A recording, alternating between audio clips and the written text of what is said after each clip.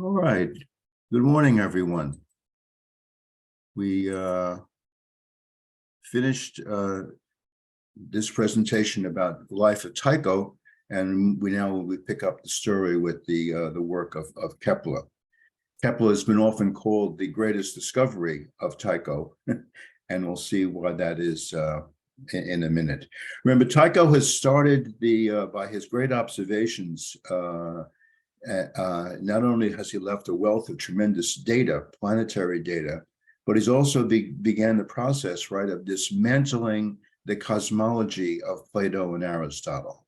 We have the nova, the new star that's shown to be way up in the heavens, way beyond the planets, and therefore, I'm sorry, not even necessary for just that it is something new in the heavens that is not atmospheric, it's way above the moon, and therefore the heavens are not eternally unchanging. So that tenet seems to be gone because of the nova.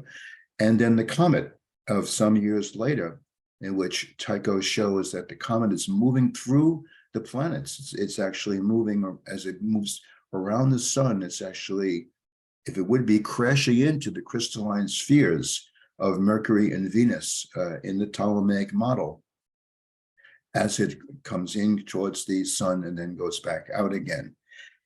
And that would be impossible. So first of all, we have something also which is beyond the moon, up in the planets. Until then, comets and shooting stars, which have been seen for thousands of years, have always been thought of as atmospheric, something below the moon. That's why they can appear and then disappear. They're part of the changing world of earth, air, fire, and water. Tycho says, no, this comet is way beyond the moon. And in fact, it is moving through the planets, and so calls into question the whole notion of the crystalline spheres.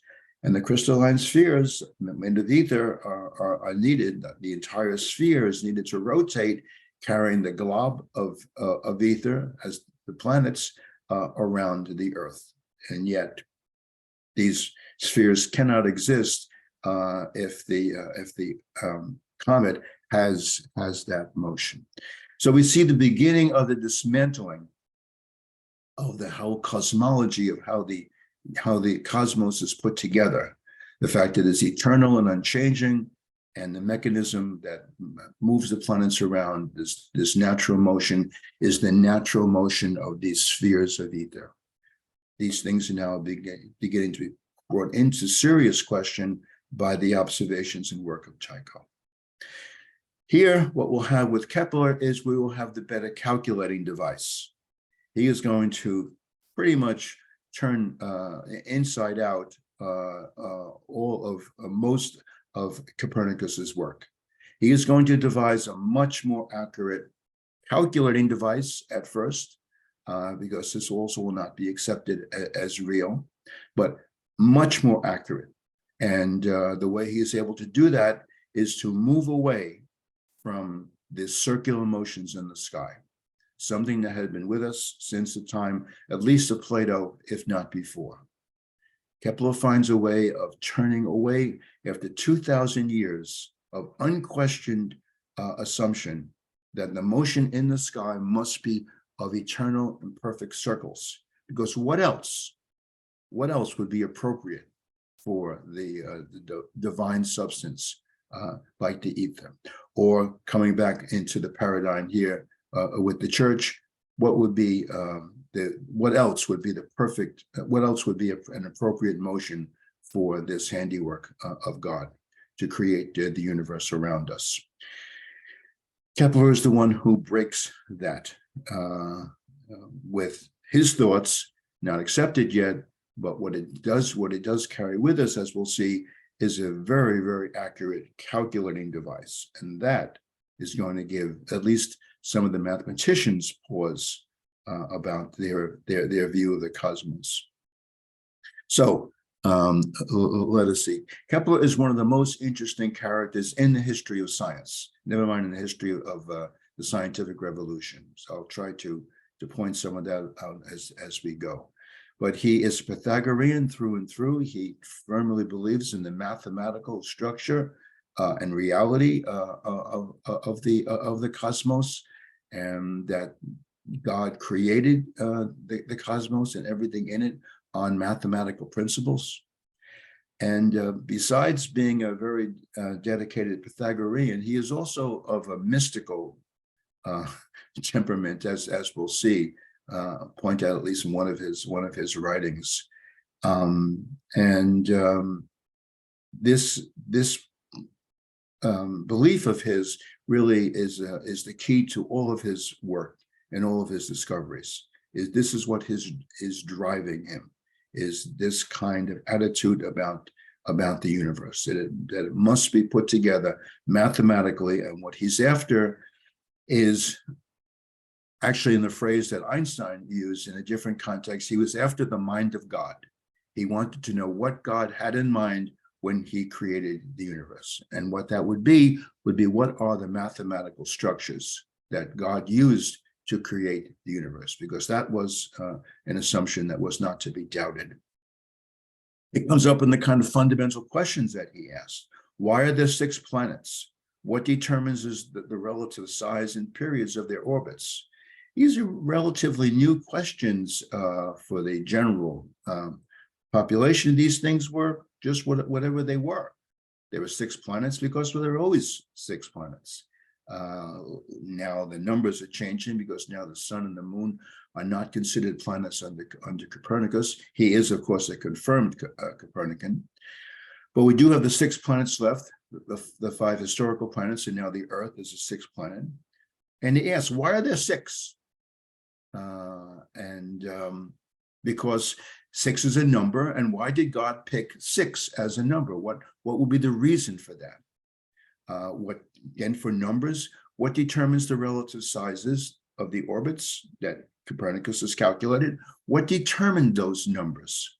The periods of the orbits, how long it takes to go around the sun? Why those number of days and not some other number of days? Why is it that we see the universe work the way it does?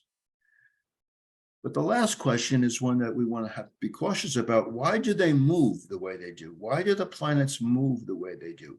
That has an answer. That's been answered a long, long time ago. The planets move the way they do because they are made of the ether. And this divine substance has a natural motion of eternal circles or combinations of circles moving at constant speeds. That's why they move the way they do. And Kepler has rejected that answer. He's looking for another kind of answer as to why they move the way they do. So he takes an old question and rejects the answer and starts looking for a new one. Kepler had a very good education, although he was born poor. His mathematical abilities was recognized early on and given a scholarship, and went to a very decent local university where he turns out was trained by a very prominent astronomer, mathematician of the day at the university he went to, Maslin. And Maslin was a secret Copernican. And not only did he teach the Ptolemaic system during the day, but to his special pupils, he taught the Copernican system at night. And this is where Kepler was exposed to the Copernican system and saw its mathematical beauty and harmony, and that was it. He was done. Okay, had to be so. Much more beautiful, much more harmonious than the Ptolemaic system. Certainly, God had this in mind compared to the complexity of the Ptolemaic system. So we have very, very early on in his career being a complete convinced Copernican. He actually trained for the ministry in university and was able to take a lot of mathematics and astronomy, but basically he was being trained for the ministry, so he get some kind of a job, work. And it turns out just as he was graduating, a high school teaching job came up in a seminary kind of place. He was a Protestant, born in a Protestant area of Europe, went to a Protestant university, and a job came up to teach at the high school level. And his teacher, Maslin, says, why don't you go ahead and take this for a while, make some money, and see what you want to do, as opposed to going right into the seminary kind of training. And Kepler does this, and the story goes that he's teaching one day to his class, teaching some astronomy, and he's looking at the conjunctions of Jupiter and Saturn, the two furthest suns. A conjunction being when they are close in the sky, when they move very, very close in the sky. Turns out that this phenomenon, which is very dramatic, very beautiful to see, where these two planets become very close in the night sky, happened in a cycle of about 18, 19 years, separating them. And so he's working out with his students on the board where these conjunctions happen in the night sky, in the zodiac constellations. So we go from conjunction 1 to conjunction 2. From one part of the sky here, these are just the constellations of the zodiac, different signs, you might recognize them. Here's Aquarius, for example, with the water. So we go from one part of the sky to another, and in 18 years, we get another conjunction. And then the third conjunction happens in this part of the sky, and the fourth conjunction happens here, and the fifth happens here, and so on. And this whole, framework of lines is drawn. He works this out. And what he's creating here as a mathematician, he recognizes right away what he's creating. He's creating an envelope. These straight lines are creating a circular envelope because all these lines are all tangent to the same circle. Well, this is very interesting to Kepler. This is his bread and butter. These are the kind of things he's looking for. He's looking for the mind of God. He's looking to see what God has in mind. Okay, how he constructs, and clearly this is not a coincidence. Clearly, God constructed it this way to reveal something about the structure of the universe. He dismisses the class. He goes back to his rooms and begins to work this thing out in detail. Because what he notices is that this circle relative to this circle is in the same ratio as the Copernicus's orbit of Jupiter compared to the orbit of Saturn. That this ratio is about 0.55 to 1. This is about 55% of this circle, which is just the ratio that Copernicus calculates for the percentage of the orbit of Jupiter is to the larger orbit of Saturn. This clearly is not a coincidence, that these conjunctions creating this envelope circle has the same ratio as the ratio of the two circular orbits of the planets themselves. So he says, well, let me go ahead and take a look at that, because clearly I'm looking for a mathematical framework for this, underlying this.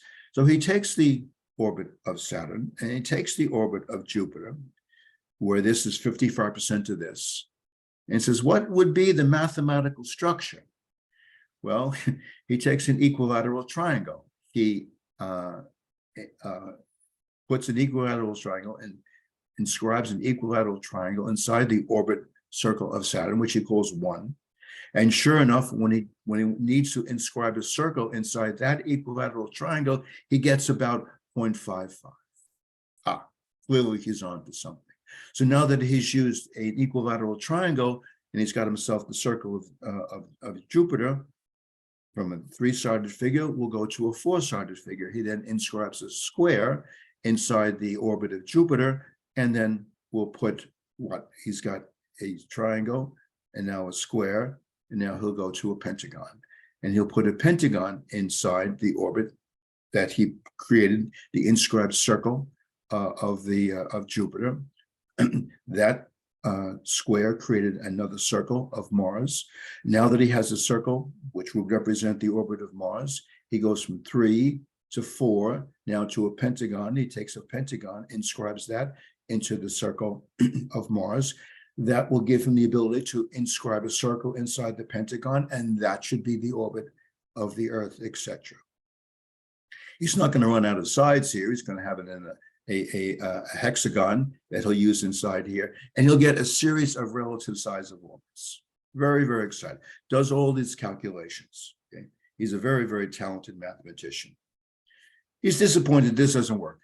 These are not the relative orbit sizes that Copernicus has worked out in the model. Not to be deterred, he says, wait a minute, the cosmos is not two-dimensional, it's three-dimensional. And the very last theorem of Euclid in the 13th book of the Elements proves that there are only 5 regular solids in three-dimensional space. There's the four-sided tetrahedron, the 6-sided cube, the octahedron, the dodecahedron, and the isosahedron. These are the only regular solids that you could have in three-dimensional space, as proven in Euclid. These are called the Platonic solids because Plato made use of these for earth, air, fire, and water. This would be fire, and this would be earth, and this would be the ether symbol for the ether. So he has 5 solids and 6 planets, and off he's running again. He takes the orbit of Jupiter now as a sphere, which of course it is. Right, the orbit of Jupiter is the sphere of the ether, carrying Jupiter around. And now with the orbit of Jupiter, he chooses one of his solids. He fools around with this, making different choices, seeing what he can get. He decides upon putting in the first solid of a cube. Now that he has a cube, he can inscribe another sphere inside that cube. Well, that sphere is now determined. Once you have this outer sphere, called a radius of 1, this cube will be determined. Its size will be determined when you inscribe it, and therefore this sphere will be determined from these 2. And sure enough, he gets 0.55, or very, very close to it. And now he's off and running again. He has to choose the next Platonic solid. He has all kinds of choices. He has 4 left. He finally decides upon a tetrahedron. If he inscribes a tetrahedron inside that sphere, he then has the ability to put a sphere inside that tetrahedron. That should be the orbit of Mars, etc., going down. You can see there's the dodecahedron down there. This is a very, very famous picture of Kepler's Platonic solids model of the planets. And this is more or less not so bad. Most of these numbers work out pretty well compared to Copernicus's orbits, the size of the orbits. And he is convinced that he has found the structure that God used to create the planets. And this certainly answers the question why there are 6 planets. You only can put in 6 circles if you have the 5 Platonic solids. You enclose the 5 solids, each in one into the other with 6 circles, the 6th one being the outer one. Clearly, he has found the answer to the first 2 questions: why there are exactly 6 planets and why they have the sizes of the orbits that they do. This is an incredible discovery for a man like Kepler. The numbers aren't working out exactly as close as he was like, but they're close enough that he feels that this in some way must be the answer. And this picture will drive him, in a sense, for all of his work until the day he dies, trying to justify this kind of structure, this kind of mathematical structure. To us, it looks like, I don't know, numerology or some kind of, but this is very much in the heart of the Pythagorean tradition. And it's not such a big stretch to go from this kind of mathematical framework to dictate what the universe looks like, maybe to Schrodinger's equation, which must dictate the way quantum particles have to behave. Not such a stretch that it is the mathematics that determines how reality is structured and how we see the world work, in fact, the way it does. It's interesting that at this point in his career, still as a young high school teacher, the reason of why the planets move the way they do, he uses the phrase anima motrix. It has some kind of an internal animalistic life, the way we would do.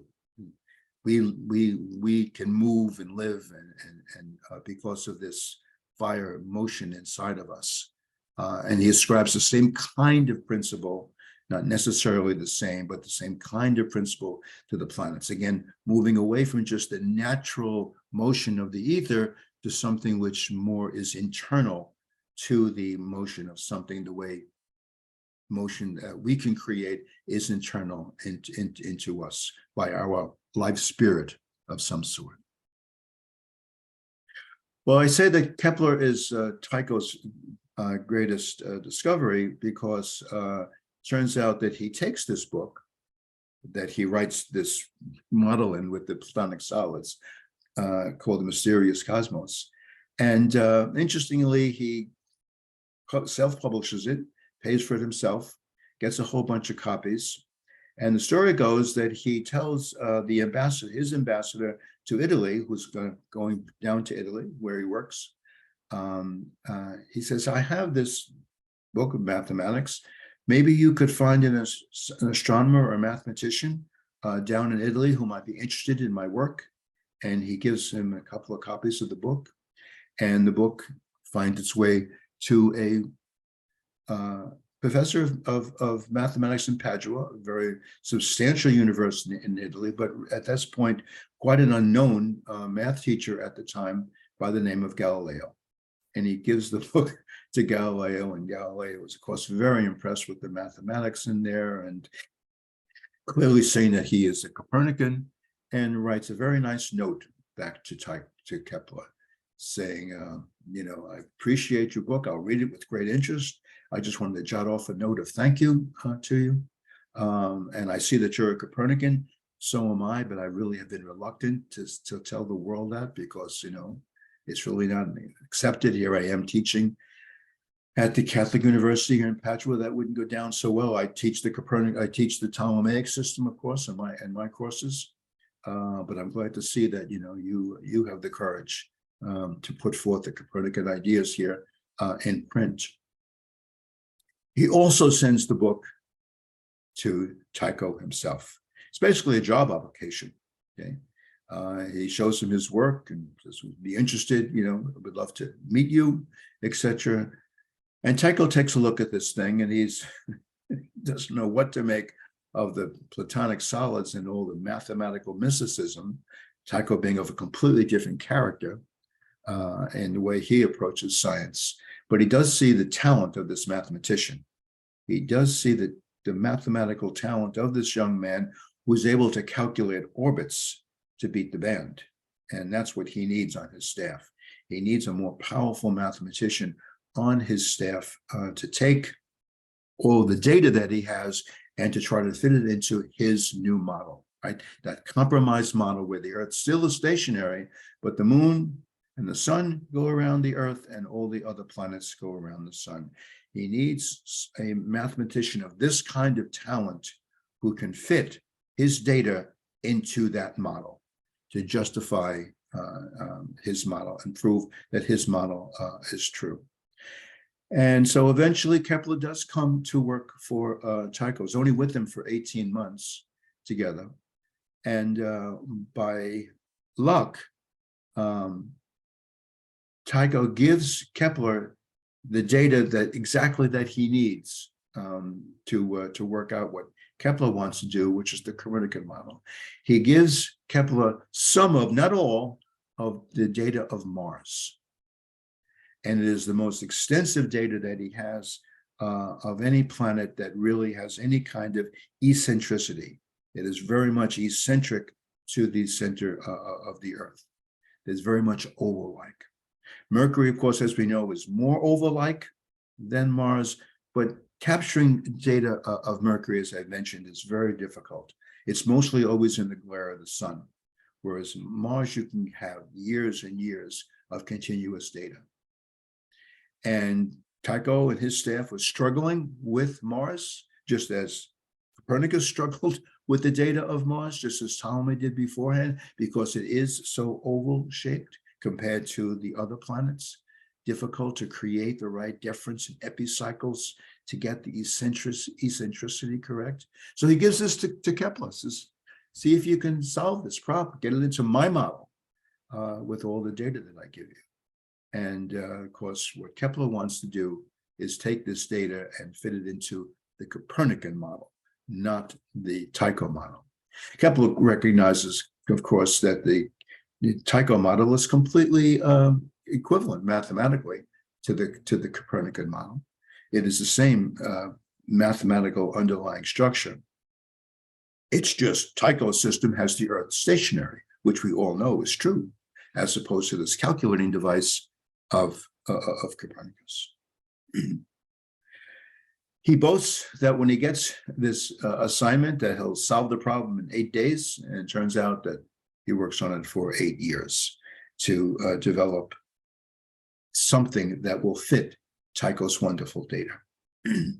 Tycho does die very, very quickly, really, after Kepler comes on the scene, just 18 months together. Doesn't much matter. They really don't like each other. They don't get along. They're completely different, opposite sides of the universe in terms of their scientific temperament. Here we have the Pythagorean mathematical mystic on one side with Kepler, and here we have the greatest naked eye astronomer in history, who is grounded in data and the precision of taking data.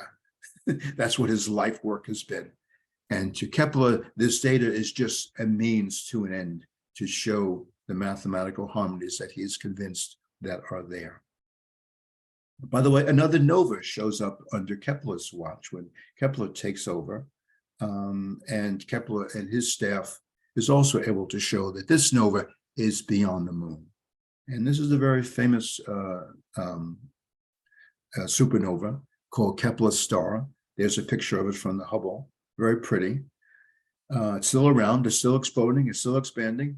And also, again, this was a supernova in our galaxy.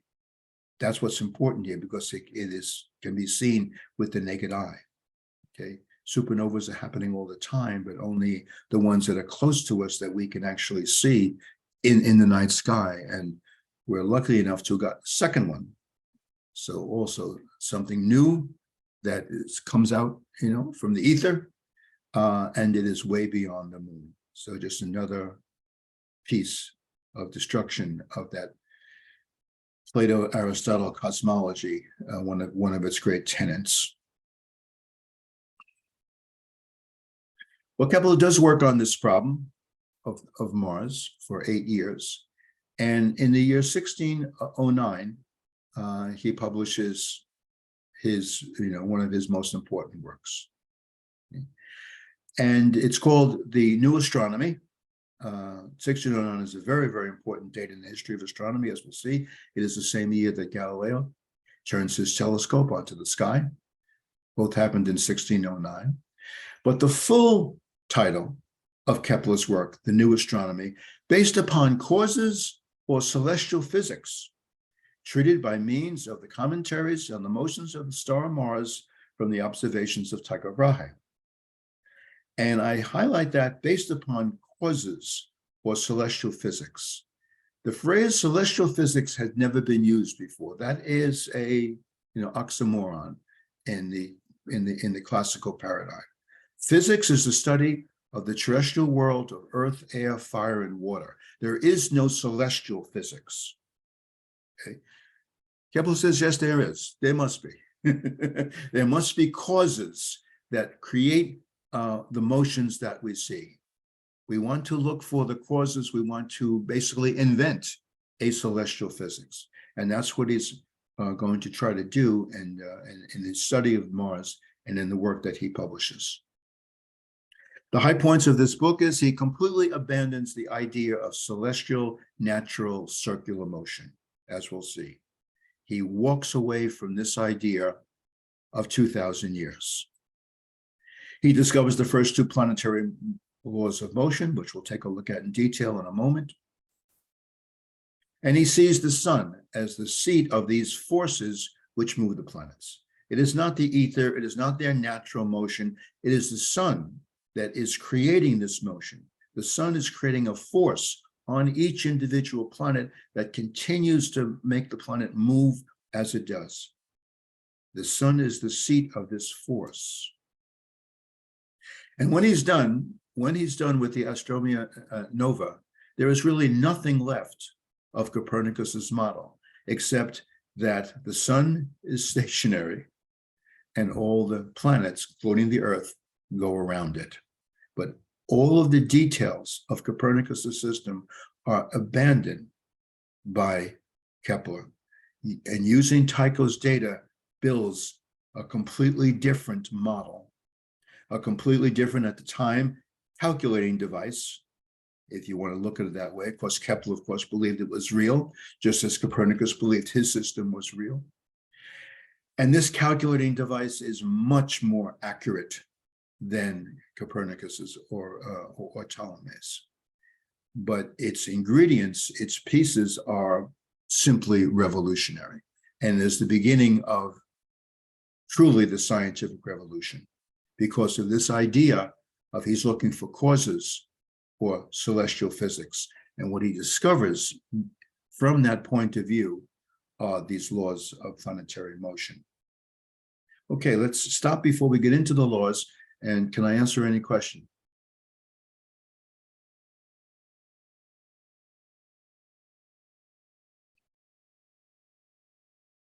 Okay, why don't we go into the laws and we can stop again. The first thing Kepler does in the book is he corrects Copernicus. He says, if I'm going to map and figure out the orbits of Mars correctly, and I'm on a moving Earth, I need to know the orbit of the Earth. I need to have a very accurate orbit of the Earth. So I need to know from where I am looking. When I look at the data of Mars, I need to know where I am in the sky so I can understand where Mars is in the sky, because I am in a moving platform. And so the very first thing he does with Tycho's voluminous data is he takes a certain date and knows the period of Mars from Copernicus's model, right? We know the periods, and he simply goes back to that date every, was it 600 and some odd days? He takes the position of Mars every 600 and some odd days, whatever the period is, and sees where Tycho says Mars was at that time. He knows that Mars is in the same place in the sky. The reason why it looks like it's different every 600 period number of days is because the Earth is in a different place, taking that measurement. And from that fixed place of Mars, going back through all the years that Tycho has of data, he can go ahead and compare all those measurements on the very day again and again where Mars, he knows, is in the same place going around the sun. And from there, he makes a slight but important correction to the orbit of the Earth going around the sun. And that's one of the very first things he does, is one of the kind of the platforms and bedrock of his work, because now he has an accurate picture of where the Earth is as it goes around the sun. And then he goes ahead and starts what he calls his war with Mars. Very nice, kind of an illusion, because Mars, of course, being the god of war. He tries epicycles. He tries those eccentric combinations, right? The epicycles of Copernicus is not to create the notion of retrograde motion. No, we don't need that anymore. But we do need the epicycles to shape the orbits, to make them into those ovals, to make the orbits eccentric, because we know that the orbit center of these orbits is not exactly where the sun is. Okay? Copernicus recognized that right away, that these orbits are eccentric to the position of the sun. And that's what the epicycles and even Kepler has the nerve to start using an equipoint. Remember, the equipoint was the point on the other side, wherever the sun was eccentric. Here's the center. G is the center of the orbit of Mars. He makes the sun eccentric to that orbit, and he's even going to try an equipoint on the other side, the device of Ptolemy that Copernicus completely rejects and refused to use. Why does he do this? Because he sees that Mars actually is moving at different speeds. He becomes convinced that Mars is moving on its orbit, not because looks like it's so from the moving Earth, okay, as it would be from the stationary Earth of the old system.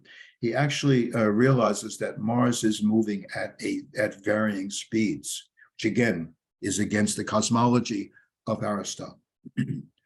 And what was that device that made the planets move at truly varying speeds? The equipoint.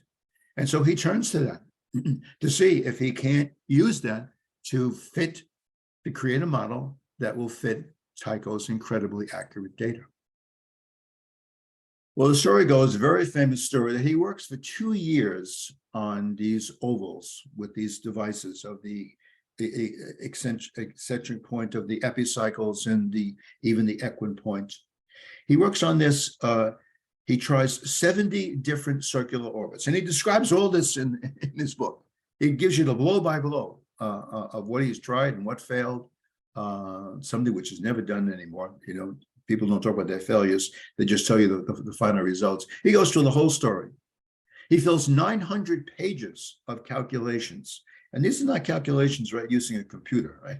These are manual calculations, tremendously laborious calculations. And he finally has a model with the epicycles, maybe even with the equipoint, I'm not sure, in which he has a system which will very much comply with Tycho's data for Mars. Remember, he's only working on Mars. He's trying to get the orbit of Mars right, compared to his model, what the calculations would be from his moving Earth, compared to the sightings that Tycho took for 20 years of where Mars is in the sky. And the famous story is, at one point in the orbit, his calculations differ from Tycho's data by 8 minutes of arc. Remember, 1 minute is 1/60th of a degree. So this is 8/60ths of 1 degree. His calculations differ from Tycho's observations by 8 minutes of arc, and he rejects his model because he says Tycho would never be off by as much as 8 minutes of arc. This thing must be wrong. That is, the data must drive. Ptolemy and Copernicus were always happy if they could get within 10 or 12 minutes of arc. That was great precision as far as they was concerned. Kepler rejects 8 minutes of arc because of the data that he holds in such regard, that the whole world holds in such regard for Tycho's precision. And he tears it all up and starts again. A very, very famous story where the mathematical mystic that he may have been, he let the data drive ultimately his research. And so after much calculation, he does develop his first 2 laws of planetary motion. He also comes to realize that it is the sun that is driving all this. He becomes convinced of this, which is right in the Pythagorean tradition. Not a great leap for him. He would like this to be so. And he's looking for a force. And so what force does he pick? Well, he picks the mysterious force of his day. He picks the force which we know least about in his day, and that was the force of magnetism. Magnetism had been around for a long, long time. A great work of experimental research was done by Gilbert in Britain, private physician to Queen Elizabeth, on magnetism. So magnetism was known as a phenomenon for a long, long time, and he did many, many experiments showing some of the properties of magnetism, Gilbert. He also came to the realization that the Earth was like a big magnet. This is why compasses behave the way they do, that the Earth itself was a magnet, and so there was magnetic forces around us.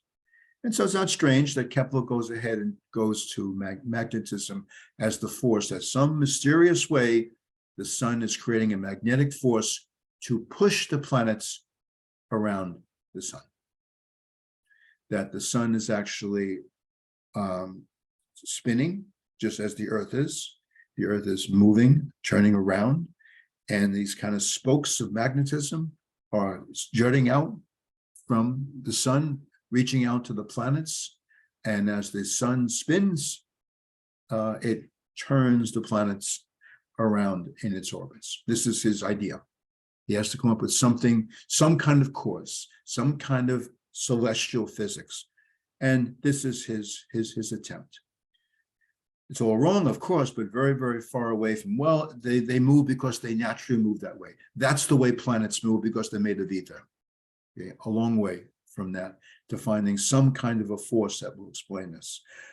One of the ironies of his explanation is notice that he's got the sun pushing the planets around.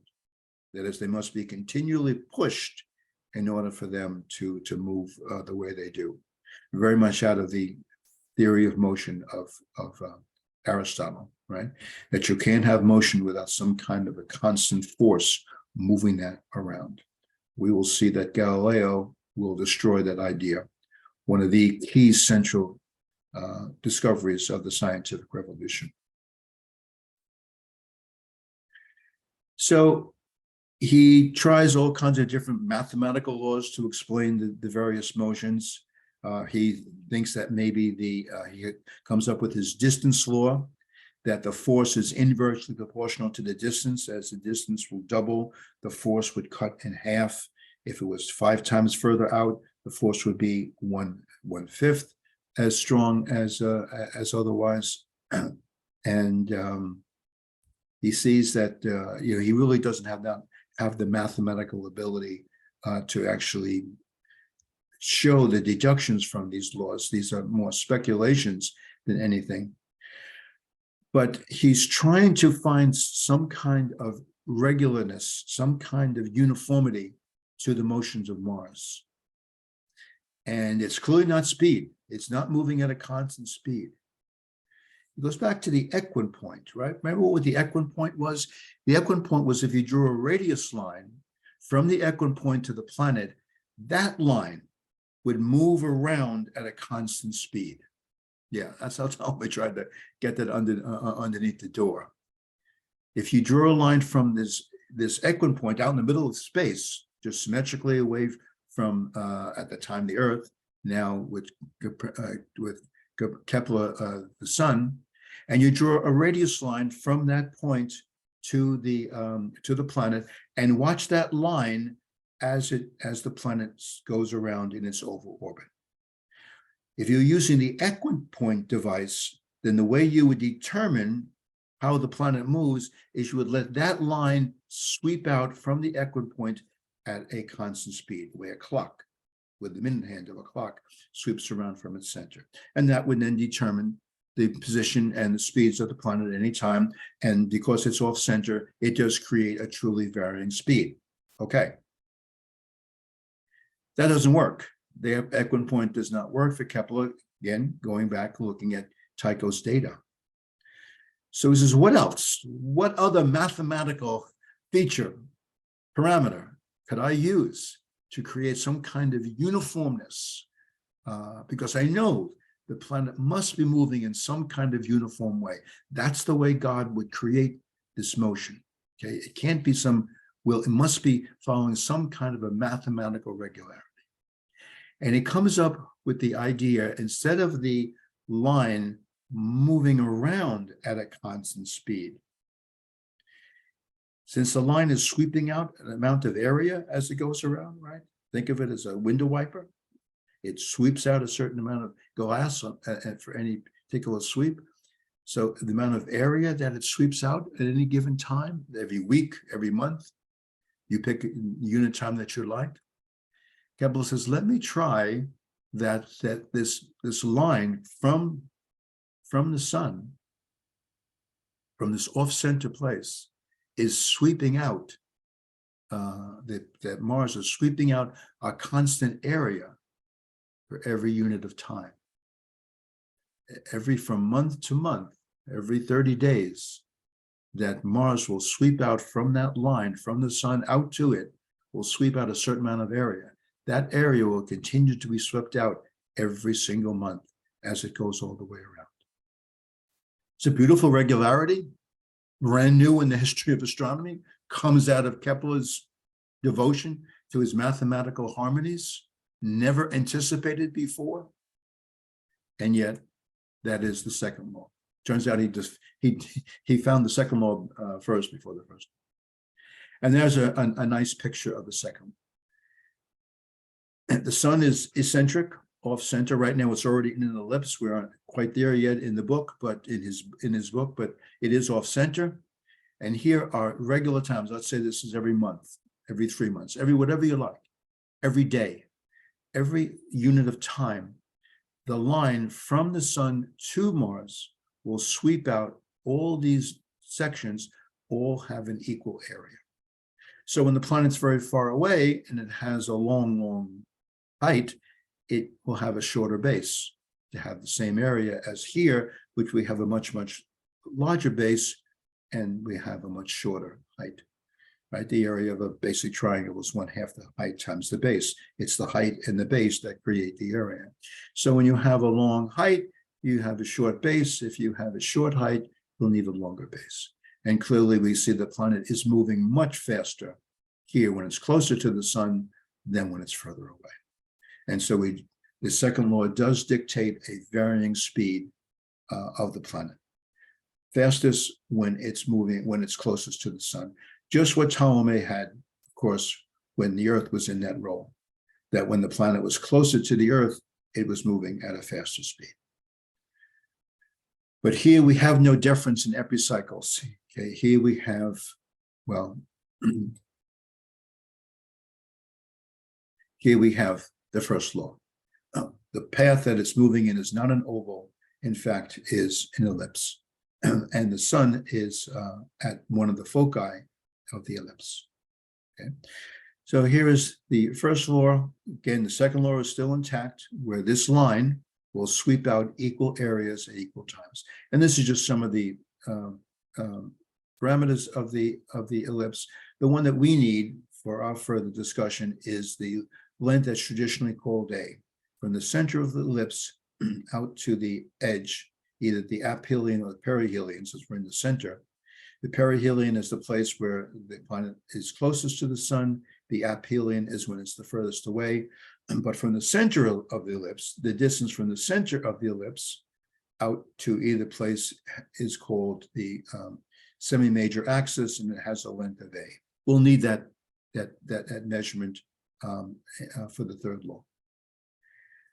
And so this is Kepler's first law, that the planets move in the form of an ellipse, not in circles, with the sun at one center.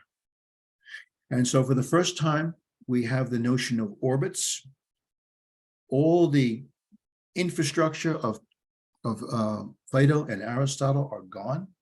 There is no more spheres carrying anything around. There's no more difference in epicycles. We have simple ellipses. Clearly, we're still using the idea of eccentricity because the sun is off center, but not some arbitrary place. It is at the focus, the mathematical focus of the ellipse. Very, very satisfying to the mathematician Kepler. What else could it possibly be but at the foci of one of the foci of the ellipse? Clearly not a coincidence. And the motion again is caused by this somehow this magnetic force of the sun pushing it around. And these are the first two laws of planetary motion. Okay? These are empirical laws. These are laws found from the data. This is found by a mathematical fanatic, a very, very talented mathematician of the first degree, who will work for 8 years looking for some kind of a mathematical model that will fit this unyielding data. And this is what he's able to do. Who else could have done this? I don't know. Historians of science don't know who else would have had the fortitude, the energy, the ability to keep going, to try this and that, to finally find a model which can be used as a very, very successful calculating device. Of course, the Earth is also moving around one of these ellipses. He immediately assumes that all the other planets follow his laws, clearly. This has nothing to do just with Mars. He uses Mars only as the template to find the laws, but all the other planets follow these same two laws. And this, of course, is the great beginning of the astronomy that we understand now as the picture of the solar system. So let me just show you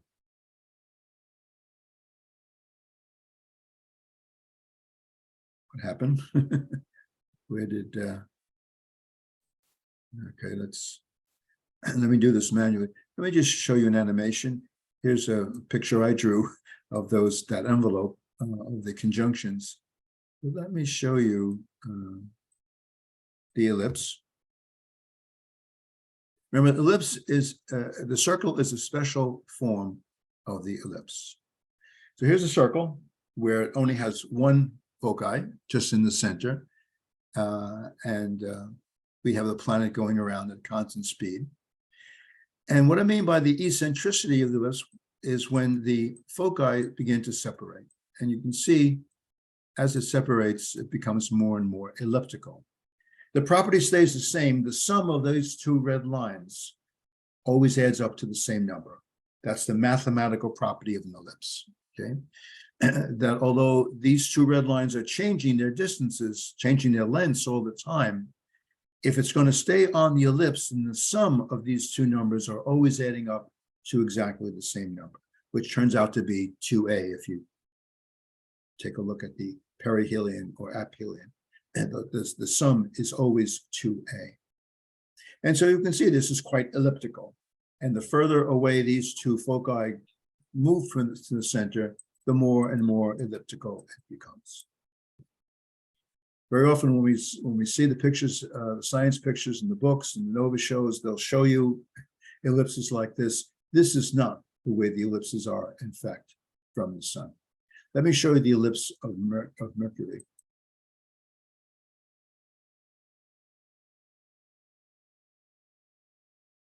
Here is the ellipse of Mercury. Has an eccentricity of 0.2. Okay. 0 would be a circle. This is the most elliptical of all of the planets. You can see it's not very far away from the one. Okay. Here's what Kepler was dealing with. In an ellipse of Mars, which has a eccentricity of just 0.1. Tycho's data taken with the naked eye before the telescope was accurate enough to discern this kind of an elliptical motion, to see this kind of eccentricity of the sun not being in the center, and that the would be a oval flattened kind of shape. Fits very, very accurately into Tycho's data, this eccentricity. Here is the eccentricity of Jupiter and Saturn of just 0.05. And here is back to the circle. This is pretty much the orbit of Venus. Venus is a dead circle, as it turns out. And the Earth is not far behind. The Earth is just a little bit less than a circle in terms of its eccentricity. Okay. So let me continue on here. We'll stop for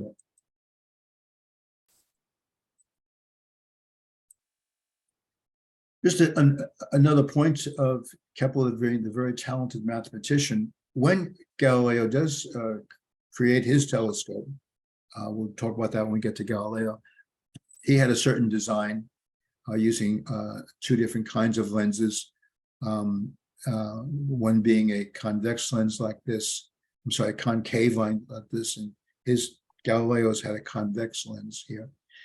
Kepler went ahead and took that design, studied it theoretically using the laws of refraction, and came up with a different design.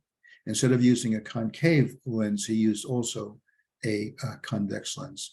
And this basic design of the two convex lenses in a telescope was called initially the Kepler telescope, because it was his design. But this is now the standard design of any refracting telescope. Of course, there have been many, many improvements and many variations on this, but this fundamental design is Kepler, and he is the one who really brought the telescope as a much more powerful instrument, using this kind of design of lenses. Is the beginning of the power of the telescope. Let me stop here with just let me finish off his other great law, the third law. Publishes in 1619 a book called The Harmony of the World, and full of all kinds of mathematical laws and speculations about different regularities, bringing in musical notes and musical scales and how they mimic the motions and the sizes of the planet. Just craziness. It's just Kepler. Among buried in all this stuff is one more law, which is very, very real. And that's called Kepler's third law. And it says that that number A, the distance from the center of the ellipse out to the furthest place of the planet, that number cubed divided by the period, the amount of time it takes to go all the way around the sun, squared, is the same for all planets. And this, of course, is a very beautiful law. He calls it the harmonic law. It shows the harmony of the entire system. This is what Copernicus would have loved to have seen. This is what he was after. Something like this, something which ties all the planets together in one law. And he publishes this in 1619. This is unprecedented in the history of science. There has never been a law like this, a mathematical relationship which governs the entire universe. And that's essentially what this says. It governs all 6 planets. Okay? It also governs the motion of the moon going around the Earth. Okay? It'll have a different constant than the planets going around, but it also, any other satellite, a word coined by Kepler, going around the sun will fit this law. The comets will fit this law. All of the new planets that will be discovered in historical times, like in the 1780s, like Uranus being the first one, will fit this law. The third law. And probably his greatest legacy to the astronomical world is his multi-volume work called The Epitome of Copernican Astronomy, where he basically goes through the Copernican system again, however modified to his laws, to the ellipses. And that's all he needs. He only needs the ellipses in the eccentric circles with the sun being into focus. And he develops a set of tables based upon Tycho's data, which are the most accurate tables of planetary positions for the next 100 years. The telescope is around for 100 years before you can create tables more accurate than what Kepler produces just from Tycho's data and his new calculating device. He says in some point in the Epitome of Copernican Astronomy, geometry is co-eternal with the mind of God. Co-eternal, geometry, so mathematics. Before the creation of things, it is God himself has supplied it has supplied himself, God, with the models for creation of the world, and has been directly transferred to man with the image of God. At some point, he says, when we know mathematics, when we understand mathematics, we know that almost the way God knows it, that our knowledge of mathematics can imitate God's knowledge of mathematics. That's how divine the subject is. Okay? He is the most important Pythagorean, even after Plato. And so here's just the data of the planetary motions, where you have the T number, you have the A number, you square T and cube A, take their ratio, and you keep getting the same number over and over again, even for the planets, even for Pluto, even for the comets, even for the objects in the Kuiper belt. All of the planets that go around the sun, all the satellites of the sun will behave this law with this particular kind of number. Any other system, all the GPS satellites that go around the Earth all have the same number as the moon has. Okay, their A number, their T squared will come up with the same number again and again and again. The harmonic law. And just to have an idea of the accuracy of Kepler's system. We were impressed with Copernicus's numbers compared to the modern numbers. Now take a look at Kepler's numbers compared to the modern numbers. Pretty amazing, huh? Pretty amazing. And this is just an indication of just how accurate Kepler's numbers are. Kepler's model is, his calculating device is unprecedented in its accuracy. And this will turn the heads of astronomers. Astronomers say, this, this accuracy we've never seen before. Because he will publish the Rudolphian tables, as Tycho on his deathbed asked him to do. He made him promise to publish my data so that my work will not be vanished. Publish my data. And Kepler not only publishes his data, the existing old data in the Rudolphian tables, but also using the epitome of the astronomy, he shows the mathematicians how to create tables for the future.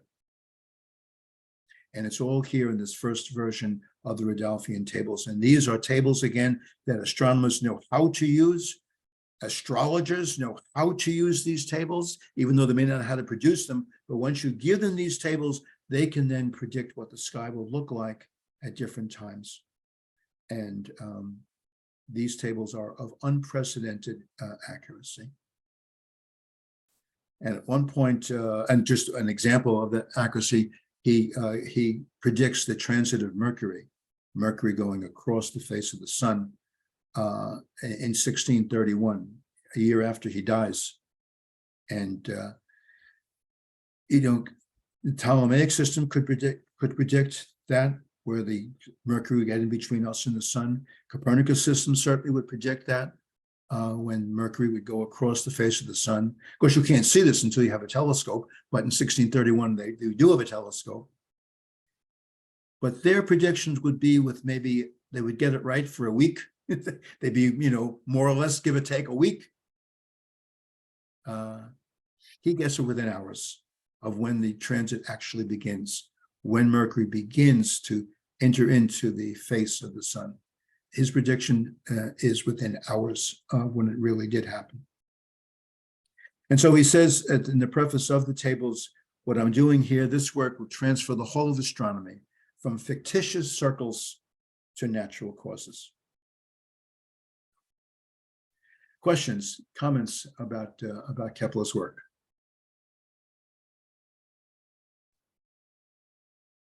The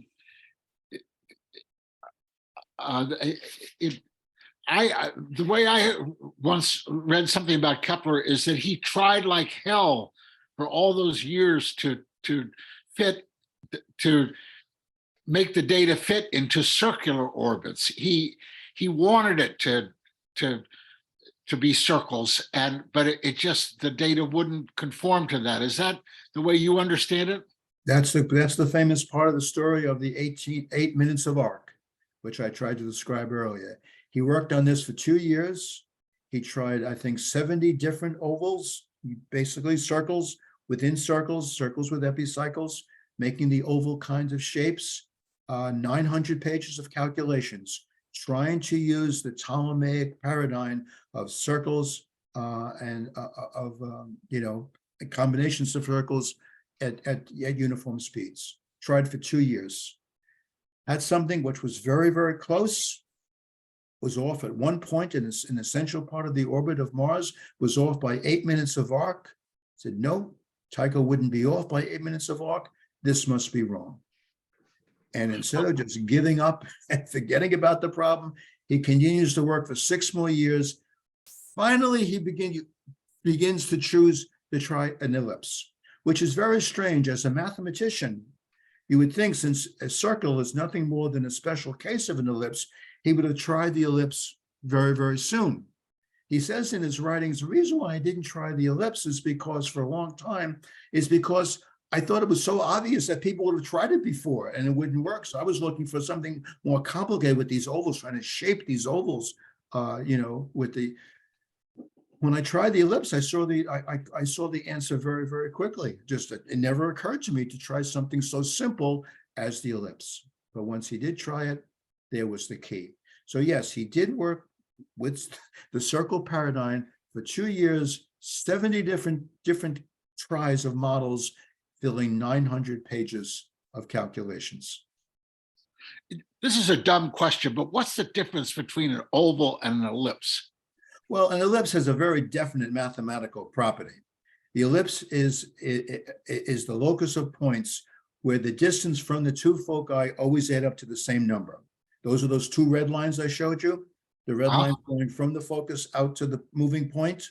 Yeah. Those two red lines, those two lengths always add up to the same number, 2a. An oval can be any kind of an egg-shaped kind of thing, which does not have to fit that kind of strict mathematical criteria. The ellipse is a very, very strictly defined locus. So an ellipse is a specific kind of oval.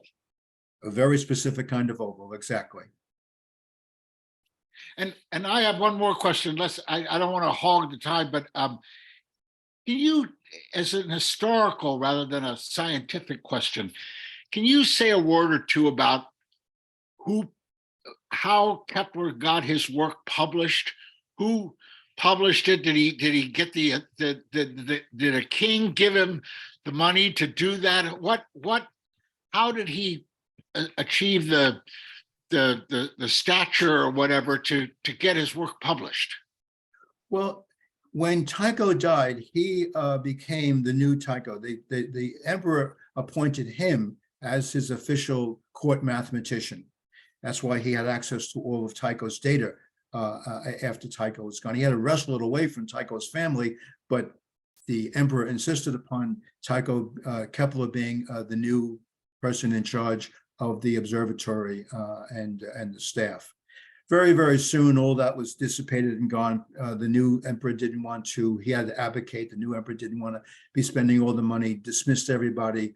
Kepler was still the imperial mathematician of the Holy Roman Empire, but he basically had no home anymore. He made his money making horoscopes for the nobility and stuff, and the whole enterprise that Tycho had built up was gone. But he still had the official title. Most of his publishing stuff was self-published because people did not know, to put money behind this kind of stuff. So a lot of it was his money, trying to get enough money to publish this kind of stuff. So it was always very, very difficult. Kepler had a very, very difficult life. If you take a look at the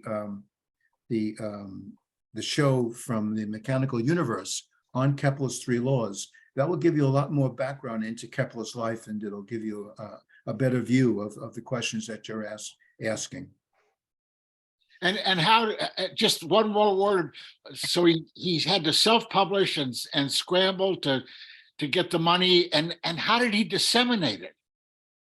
Oh, well, the printing press had been around for over 100 years. Once the thing was printed, you could give it to, anyone who you wanted to, other astronomers, because he knew all the astronomers of Europe, being the successor of Tycho. So he knew all these people, and he knew to give books to the right kind of people. So he would mail them to the various astronomers? Yeah. Okay. Just as the way he sent his original book, The Mysterious Cosmos, he gave it to his ambassador to Italy, said, would you give it to some mathematician down there when you're in your travels that would be interested in my work? And that's how it got into the hands of Galileo. So wow. all kinds of devices. Wow. Thank you. Okay, let me just finish these last slides, and then we'll take a few more questions at the very end. So in summary, the contributions we have the 3 laws, we have the search for the physical laws, the celestial physics, as he called it, to find out why these things happen the way they do. His answer is the sun, magnetic force from the sun. And also, just to throw something out as a kind of a fun thing, he also realized that it was the moon that created the tides of the ocean tides. And this just horrified Galileo, for example. We'll talk quite a bit about the relationship between Galileo and Kepler when we come to Galileo next week. But Galileo felt that the tides, the motion of the ocean back and forth, was a demonstration that the Earth was moving, which of course is not true at all. And Kepler was correct. That it is the gravitational force of the moon which creates the motion of the tides coming in and out. And Galileo says, Kepler, what are you doing to us here? We're trying to get rid of all these occult forces. We're trying to get rid of all these mysterious. How could the moon so far away possibly affect the oceans? Are you crazy? Come on, let's. I thought we were on the same page here, trying to, to have a grounded kind of physics. He says, my aim is to show that the heavenly machine is not a kind of divine living being, but kind of a clockwork, right? Something that we associate with Newton, don't we? Insofar as nearly all the manifold motions are caused by a most simple magnetic and material force, just as all the motions of a clock are caused by a simple weight. And I also show how these physical causes are to be given in a geometric expression, okay? His model of the three laws. Here is his contributions again to optics and also to mathematics. He did some of the early work in the invention of the calculus on the integral calculus side. And finally, you might be interested to know how Kepler finally was acknowledged, not in his lifetime. When Kepler died, he pretty much, his laws were not understood. They were so different. People even astronomers didn't know how to apply them. To apply, for example, the second law, the area law, is not easy to apply to where things are in the sky compared to the epicycles and deference. That's relatively easy. Those are just two clocks. You move one guy around an even amount of time, then you move him around, and there's where the planet would be. Relatively straightforward. The area law is not so easy to use. So these laws really kind of languished for a long time until the time of Newton.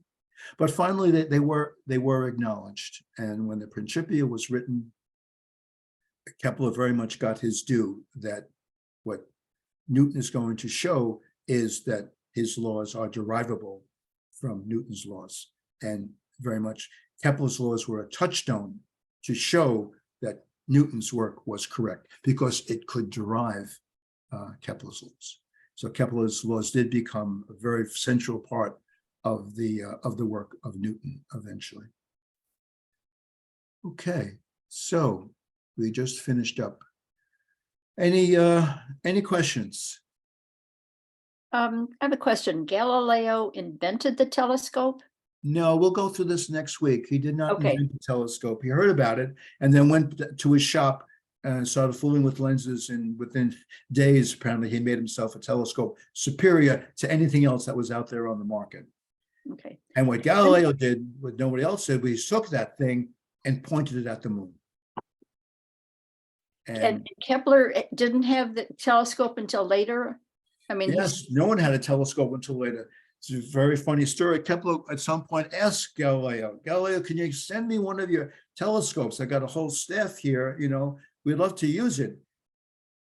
Galileo says, I'm sorry, Kepler, but I'm really kind of busy right now. And all the telescopes I have, I'm giving them to my patrons.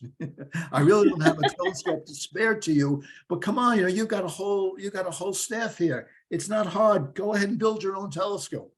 This is what he tells Kepler. He tells this to the imperial mathematician of the Holy Roman Empire. I'm sorry, I'm too busy giving it to my patrons, the people who pay me. Don't have one to spare you. So Kepler finally did get his hands on a Galilean telescope, and then, like I say, he invented the new design of the more powerful telescope, and that was used from then on. The Galilean telescope basically was phased out of astronomy. interesting. Thank you very much. This is very interesting. The relationship between Kepler and Galileo is very, very interesting. We'll talk more about it next week when we go through the work of Galileo. So there's more fun stuff to come between these two guys. Okay, I really encourage you to watch that film, Battle for the Heavens of the Life of Galileo. You will find it very, very interesting, tremendously interesting.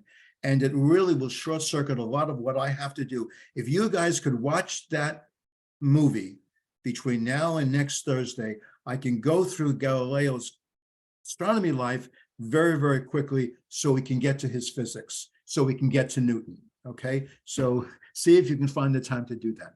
All right, guys, have a good week. You're sending us that video? Now, that was already in the email. Read your email. I sent it on Tuesday. Okay. You got to read your email. Okay, guys, have a good week.